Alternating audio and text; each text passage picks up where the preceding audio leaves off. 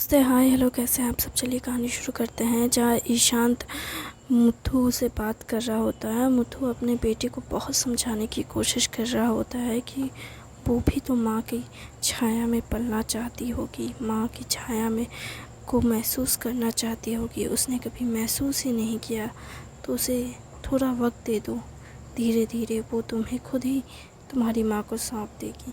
जिस पर वो पहले तो बहुत शांत रहा, लेकिन फिर वो जैसे ही सुना अपनी माँ बाप के मुंह से कि वो आज नहीं तो कल छोड़कर चली जाएगी, इस पे तो वो बहुत दुखी हो गया कि वो चली जाएगी। हाँ, अभी अभी तो आई है और फिर चली भी जाएगी। जिस पर उसके पिता बड़े हंसकर बोलते हैं कि जाना तो पड़ेगा, आज जाए चाहे कल जाए, पर उसे जाना तो है ही किसी और घर, तो उसे रोक थोड़ी ना सकता है। जिस पर वो कहने लगता है कि पापा, मैं उसे रोकूंगा, मैं भाई हूँ उसका। जिस पर वो सामने वाले का एग्ज़ाम्पल दे कर के उसे समझाते हैं कि उसे भी समझ आ गया था कि उसकी बहन खुश है किसी और घर जाकर, तो तुझे भी एक दिन सुकून मिल ही जाएगा। जब उसकी शादी हो जाएगी वो भी खुश होगी। हम तो बस अपने बच्चों की खुशी में खुश होते हैं, तू भी एक दिन अपनी बहन की खुशी में खुश हो जाएगा। ये सुनकर बस वो अपने पापा का हाथ झटक चला जाता है घर के अंदर और कहता है, माँ, पापा बहुत अजीब बातें करते हैं। वो अपनी माँ से ये गले लग कहता है तो उसकी माँ कहने लगती है कि क्या कह दिया तेरे पिता ने तुझसे। जिस पर वो कहते हैं है ईशांत की माँ ने कहा, माँ पापा ने कहा कि वो हमें छोड़कर चली जाएगी। क्या? कौन छोड़कर जा रहा है? इंद्राणी। क्या इंद्राणी? कब और क्यों? वो कहने लगे कि वो बड़ी हो जाएगी, अभी 10 साल की, और 10 साल बाद वो हमें छोड़कर चली जाएगी। जिस पर उसके पिता पीछे आ जाते हैं और कहते हैं, ये क्या इशारों में एक दूसरे से कहती है। जिसमें उसकी पत्नी इशारों से कहती है कि क्या बोल रहा है ये।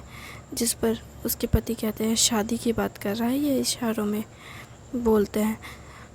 जिस पर वो अपने बेटे को गले लगा कर कहते हैं, यह क्या तुझे बुरा लगा कि इंद्राणी तुझे छोड़कर चली जाएगी?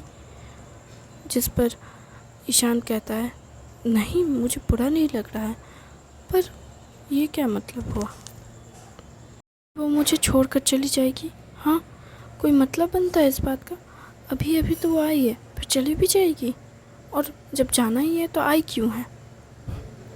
जिस पर उसकी माँ हंसने लगती है और कहती है, जाना तो हर किसी को है बेटा, एक ना एक दिन, चाहे वो आज जाए चाहे कल जाए। क्या मतलब है माँ? मतलब ये है कि बेटा, कुछ लोग, तू यहाँ रहेगा तो क्या हुआ, तुझे भी तो एक दिन जाना ही है। पर माँ, मैं जाऊँगा तब जब मैं मर जाऊँगा, मैं तो इस दुनिया को छोड़कर जाऊँगा ना। पर आप कह रही हो कि वो घर छोड़कर चली जाएगी। घर छोड़कर चली जाएगी। मैं भी तो अपने घर छोड़कर ही आई हूँ ना इस घर में। ये क्या बोल रही है? ये आपका घर नहीं है? नहीं, ये मेरा घर नहीं है। तुम भी ना क्या बोल रही हो बच्चे से? सही तो कह रही हो और सच तो कह रही हो। एक स्त्री का कोई घर ही नहीं होता बेटा। एक आंगन होता है जिसमें उसका बचपन गुजरता है। एक घर होता है जिसमें उसकी जवानी गुजरती है, और फिर एक घर होता है जिसमें वो विदा होकर जाती है। जैसे मैं तेरे पिता के घर आई। हमारा कोई घर नहीं होता, हम जिस घर में जाते हैं उस घर को अपना लेते हैं। बस यही हमारे जीवन की सच्चाई है। पर ऐसा क्यों है माँ? क्योंकि हम वो हैं जिसकी आवश्यकता हर किसी को है, पर हमें कोई खुश नहीं कर पाता। इसलिए जो हमें खुश कर पाते हैं हम उनके घर ठहर जाते हैं, और जो हमें खुश नहीं कर पाते हम उनके घर से चले जाते हैं। इस बात का क्या अर्थ है? अर्थ ये है कि हम में सारे देवी देवता बसे हैं, सारी देवियाँ बसी हुई हैं। जैसे माँ लक्ष्मी, तुम्हारे पिता जितना भी कमाते हैं, जो भी अन्न कमा कर लाते हैं, वो क्या यहाँ खर्च करना है, कैसे खर्च करना है। फिर हमारे यहाँ जो हमारी जो ज़मीनें हैं उसमें जो अनाज उगता है उस सब का सारा हिसाब तो हम ही तो रखते हैं। तो हम हुए ना लक्ष्मी। और फिर तुम्हें पढ़ाना भी तो है। जब छोटे थे तो तुम्हें सही गलत का ज्ञान जिसने तुम्हें दिया वो हम ही तो थे। तुम्हें बड़ों का सम्मान करना सिखाया वो हम ही तो थे। हुए ना हम सरस्वती। और ये सब हर एक स्त्री में बसता है, चाहे वो बचपन से ही देवी का स्वरूप मानी जाती है और उसमें सच में सभी देवी बसती हैं। इसलिए बेटा उसमें भी बसी है, उसे भी किसी के घर जा कर के उसके घर को संवारना है। लेकिन अगर वो घर अच्छा ना हो तो, अगर वो घर अच्छा ना हो तो तुम उसे अपने घर आने देना, ये कहना तुम्हारा दायित्व है। ज़्यादातर स्त्रियाँ ये कहती हैं, स्त्रियों को जब पाला जाता है बचपन से ही तो उसे कहा जाता है कि ये घर तुम्हारा नहीं है। आपके पिता ने भी कहा था, मेरे चाचा ने कहा था, मेरे चाचा ने कहा कि ये घर तुम्हारा नहीं है। पर तुम्हारे दादा ने पता है क्या कहा था? तुम्हारे नाना ने मुझसे कहा कि बेटी ये घर तेरा हमेशा रहेगा। भले तेरा बचपन गुजरा हो इस घर में, भले तू इसमें बड़ी हुई हो, भले तू पिताई करके क्यों ना तो उस घर चली जा, लेकिन अगर तेरा उस घर में मन ना लगे, तेरा उस घर में रहा ना जाए तो तू अपने घर आ सकती है। ये घर तेरा है। तुझे इसलिए उस घर नहीं भेज रहा कि तुझे मुझसे दूर जाना ज़रूरी है, बल्कि इसलिए भेज रहा हूँ कि तेरी आवश्यकता सिर्फ मेरे घर को नहीं बल्कि उसके घर को भी है। तू तो स्वयं माँ दुर्गा है, तुझसे ही तो पूरी दुनिया बनी है और इसलिए तुझे भी तो किसी की दुनिया संवारनी होगी। इसलिए तुझे उस घर भेज रहा हूँ। और अगर तुझे उस घर में अच्छा ना लगे तो उस दुनिया को छोड़ अपने घर को आ जाना। और ये बात मुझे मेरे पिता की बड़ी अच्छी लगी, जहाँ दूसरे के माँ बाप कहते थे कि तू इस घर की नहीं है, जिस घर जाएगी उसी के घर की रहेगी, वो तुझे जैसे रखे वो उसके साथ तू वैसे ही रहेगी। पर आज के समय में ऐसे कोई रहता है क्या? अगर मेरी शादी हो गई तो इसका ये तो मतलब नहीं कि मेरा अपना कोई घर ही नहीं है। ये तुझे उसे एहसास दिलाना होगा कि अगर उसका मन ना लगे कहीं तो वो घर को आ सकती है। भाई है तू, उसके लिए तू इतना कर सकता है। और इसके अलावा मेरे पिता ने मुझसे एक और चीज़ सिखाई थी, मुझसे कहा कि बेटी ये मत समझना कि तू लड़की है तो तू कमज़ोर है, इसलिए तुझे हर युद्ध कौशल में निपुण होना होगा। तेरे पिता से ज़्यादा अच्छे से युद्ध कौशल जानती हूँ मैं। तो तुमने मुझे बताया क्यों नहीं? बताया तो था, याद नहीं आपको? विवाह के बाद बताना चाहती थी, लेकिन आपके परिवार वाले इस चीज़ को नहीं पसंद करते हैं, इसलिए ये सोचकर मैंने नहीं बताया। फिर बच्चे के जन्म के बाद मैंने बताया कि मैं इसे शिक्षा दूंगी, तो आपने कहा स्कूल है इसके लिए। फिर प्राथमिक शिक्षा तो मैंने थोड़ी बहुत दी थी जब ये 5 साल का हुआ था। क्या सच में तेरी माँ ने दिया? हाँ, माँ ने सिखाया था ये सब। और ये जो युद्ध कौशल है माँ ने सिखाया, तेरी माँ ने तुझे सिखाया, और तू फिर भी कहता था कि मैंने सिखाया। नहीं पिताजी, आपने भी सिखाया था। डंडा चलाना, पत्थर के साथ खेलना, ये सब तो आपने भी सिखाया, लेकिन माँ ने भी सिखाया था मुझे कि कैसे चलाना चाहिए, कैसे पकड़ना चाहिए, कैसे घुमाना चाहिए, सब कुछ माँ ने सिखाया था। तुमने मुझे ये बात क्यों नहीं बताई इतने वर्षों में? आपने पूछा ही नहीं तो मैं क्यों बताऊँ आपको? और तुमने क्या क्या छुपा रखा है खुद से, मुझसे? मैंने आपसे कुछ नहीं छुपाया, बस आपने जानना नहीं चाहा तो मैंने बताना ज़रूरी नहीं समझा, क्योंकि आपको जानना ही नहीं, मुझ में जानना ही नहीं है कुछ मेरे बारे में, तो फिर मैं क्यों बताऊँ आपको? अरे मैं तुम्हारा पति हूँ, पति है तो क्या हुआ? पति है तो सब कुछ बताऊँ क्या मैं आपको?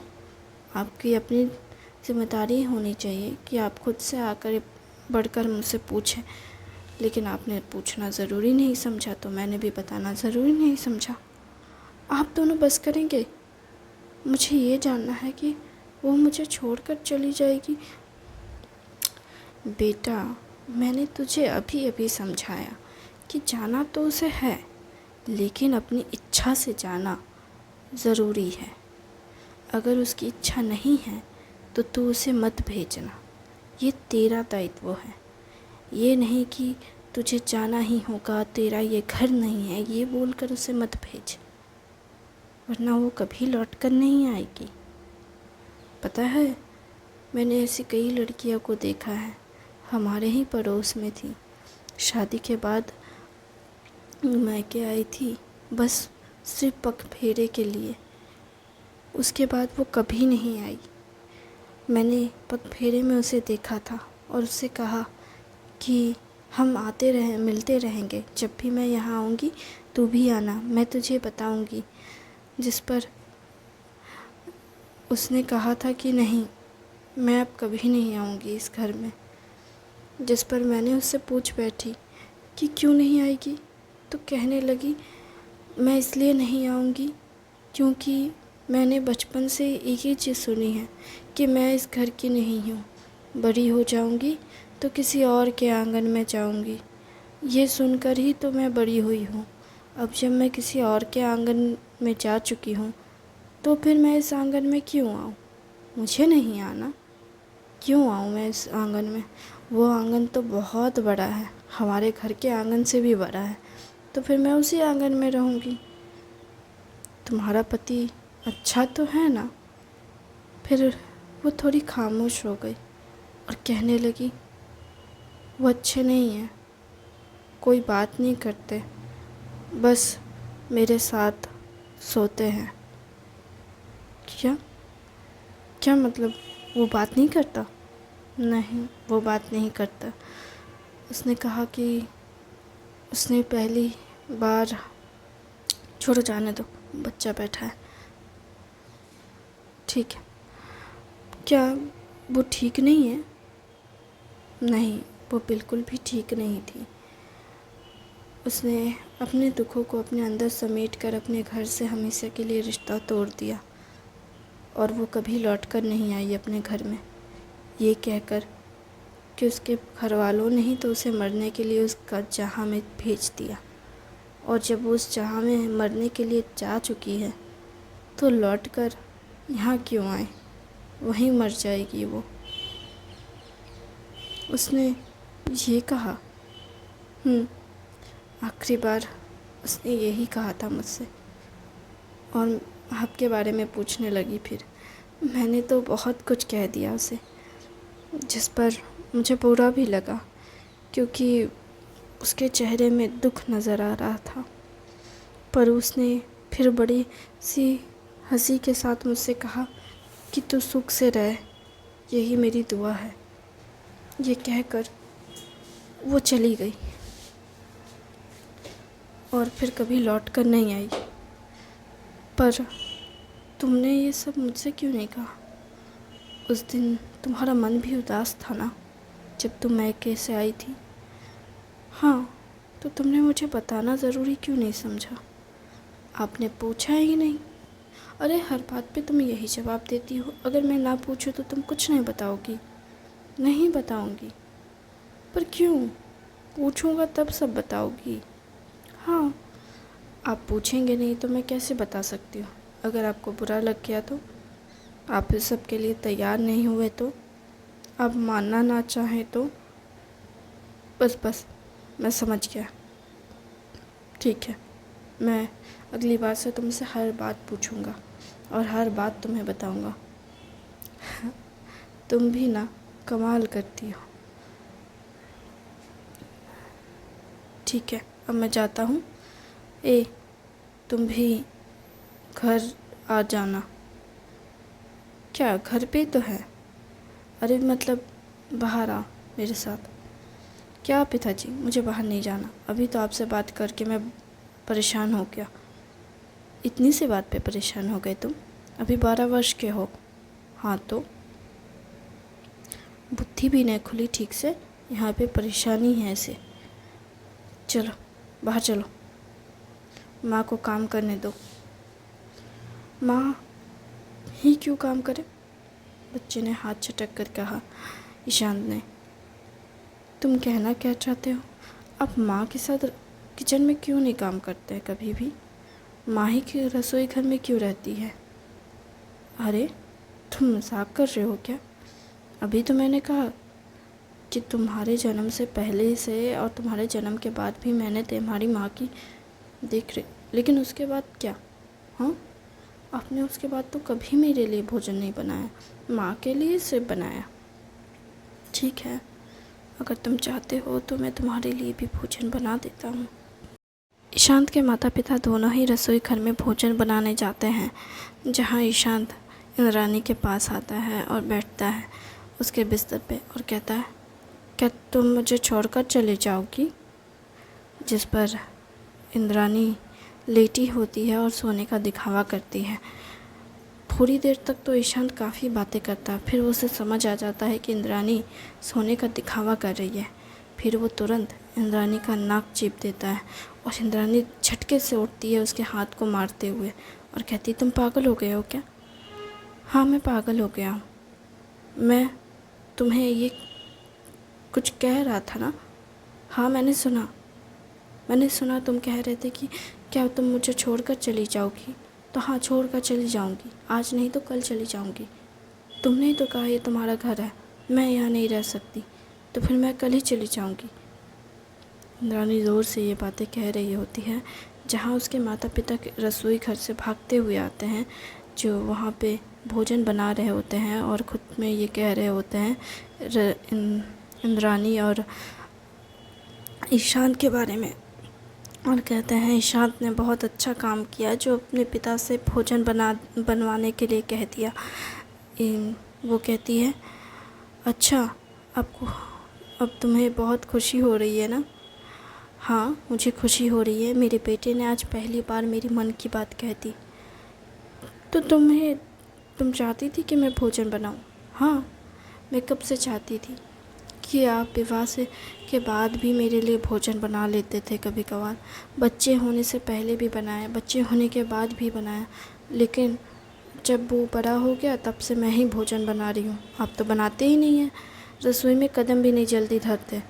कुछ दिन पहले तो इसलिए रसोई घर आए ताकि प्यार भरी 4 बातें कर सके, और बस इतना ही करने आते हैं आप, और कुछ नहीं करते। मेरी कोई सहायता नहीं करते, बस दिखावा करते हैं। तुम क्रोधित हो मुझ पे? नहीं, मैं क्रोधित क्यों होने जाऊंगी आप पे? आप तो बस अपने ही सुर में रहते हैं, किसी की बात नहीं सुनते। अरे, मुझे लगता है कि मैंने बहुत बड़ा दोष कर दिया, क्षमा कर दो मैडम। माफ़ी मांग रहा हूँ, हमें माफ़ कर दें। उसी वक्त इंद्रानी और ईशांत की बातें ज़ोर से गूंजती है घर में, जिसे सुनकर वो दोनों ही भागते हुए आते हैं और कहते हैं, क्या हुआ, तुम दोनों लड़ रहे हो? हाँ, इंद्रानी कहती है, और कहती है, ये मुझसे कह रहा है कि क्या तुम सच में मुझे छोड़कर चली जाओगी? मैंने कहा कि हाँ, मैं चली जाऊँगी, कल ही चली जाऊँगी। हाँ, देखिए ना पापा, ये कैसी बातें कर रही है, कह रही है कि कल ही मुझे छोड़कर चली जाएगी। ऐसे कैसे चली जाएगी? मैं इसे नहीं जाने दूँगा। अच्छा, कल तो तुम कह रहे थे कि मैं चली जाऊँ, आज कह रहे हो कि नहीं जाऊँ। तुम क्या चाहते हो मुझसे? यही कि तुम मेरी बहन बनकर रहो हमेशा के लिए, मेरे ही साथ, मेरे घर पे, समझी? मुझे छोड़कर कभी नहीं जाओगी। अगर तुम्हारे माँ बाप भी आ जाए तब भी तुम मुझे छोड़कर नहीं जाओगी, प्रॉमिस करो मुझसे। तुम ठीक हो ना? इंद्रानी कहती है। ईशांत कहता है, हाँ, मैं ठीक हूँ, मैं बस गुस्से में हूँ। कहो कि तुम मुझे छोड़कर नहीं जाओगी। नहीं जाऊँगी, वादा करती हूँ। इंद्राणी वादा करती है। Thank you very much.